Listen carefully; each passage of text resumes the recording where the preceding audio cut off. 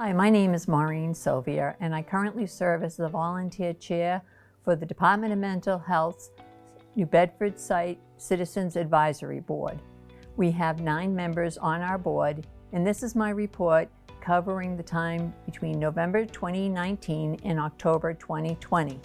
During that time, the site board met in person and virtually 6 times. Our activities are as follows. Last December, the board members and New Bedford site office staff volunteered to help hand out community resource materials outside the Walmart in Dartmouth. Packets for adults and children were provided as customers entered or exited the store. The activity was very well received. 5 board members attended the DMH-sponsored Southeast Area Citizens Legislative Breakfast at the State House last February. A few members also made visits to our local legislative offices to advocate for their support for budget for the Department of Mental Health.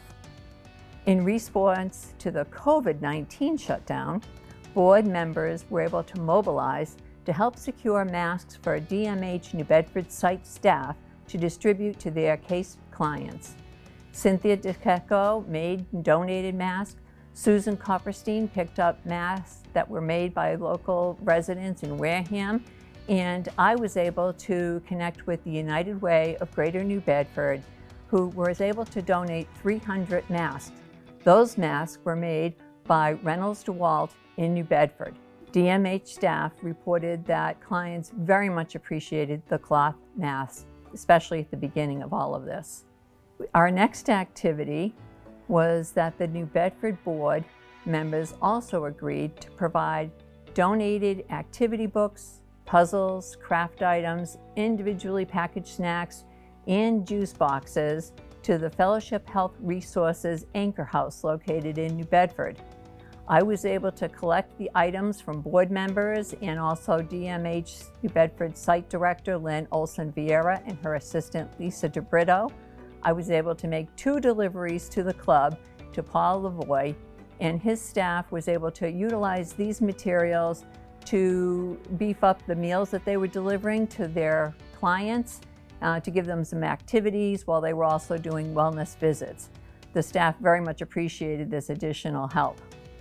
In partnership with Bristol County NAMI, the New Bedford site participated in the World Mental Health Day virtual Candlelight service held via Zoom last October. Several board members served on the planning committee for this event, which generally had been held at Buttonwood Park. Board members also participated in Zoom presentations sponsored by the National Alliance for the Mentally Ill.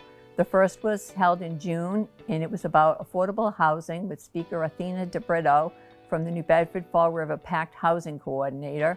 And the second was a community conversation in August, including speakers Reverend David Lima from the Interchurch Council of Greater New Bedford.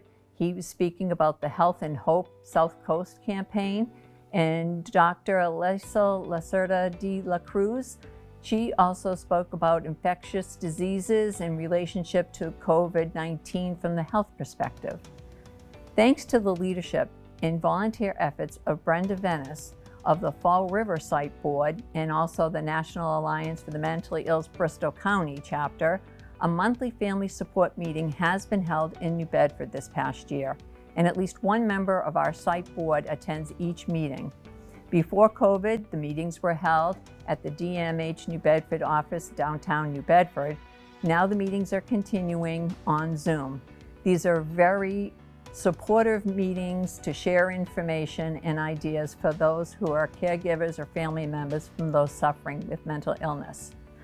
In terms of actions, we have 3 new board members that joined the board: Ruth Blount, Jane Portis Manchester, and Sergeant Samuel Ortega. We had 2 presentations at 2 separate board meetings as part of our education outreach. One was from Wendy Botello of Child and Family Services to inform us about the crisis services they provide, and the other was from David Lima of the Interchurch Council, again explaining to us the Health and Hope campaign. More involvement this year from advisory board members in locally sponsored and state-held outreach activities was a great way to have us feel that we're making a meaningful contribution. Increased education and information sharing with the board about community services via emails from the Department of Mental Health New Bedford site office has also helped us to stay involved with the happenings and all the changes during the COVID shutdown, and allows us to then take those resources and share them on our networks. Given all the adjustments that needed to be made due to the COVID shutdown, our board sent letters of thanks to Kimberly Mello, Fellowship Health Resources Regional Director, and Lynn Olson Vieira, the DMH New Bedford Site Director, to acknowledge the great efforts they were providing with their staff to provide outreach and support to clients. Our board also offered our help with any other projects or needs that might arise. At this point, all but one of the group homes in New Bedford service area has single bedrooms for residents. Lynn Olson Vieira reported that the renovations on the last DMH group home is in progress, and after that they should all have single bedrooms.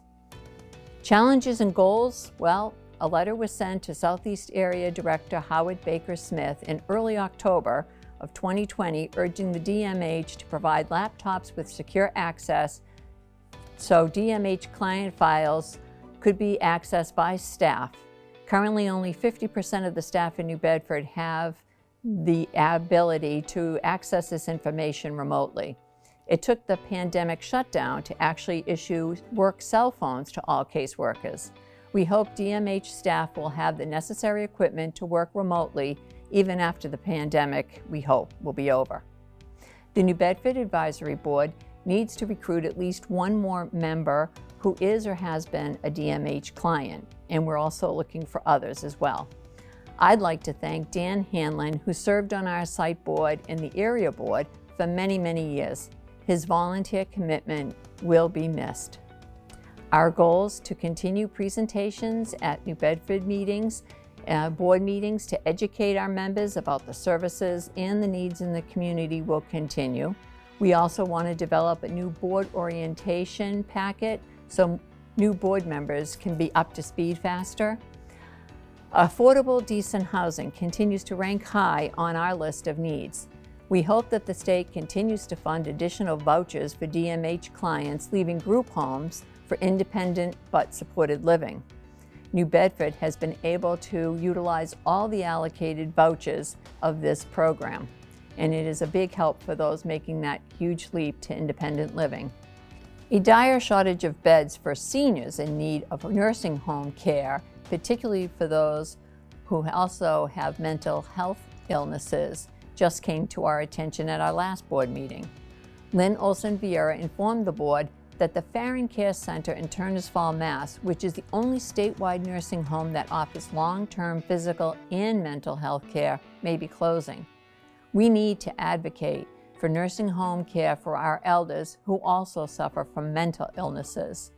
Perhaps the state, the Department of Mental Health, can keep Farron Care open or designate another facility to provide this specialized and needed care. At the very least, training for staff at general nursing homes should be offered by the state or through the National Alliance for the Mentally Ill, Massachusetts.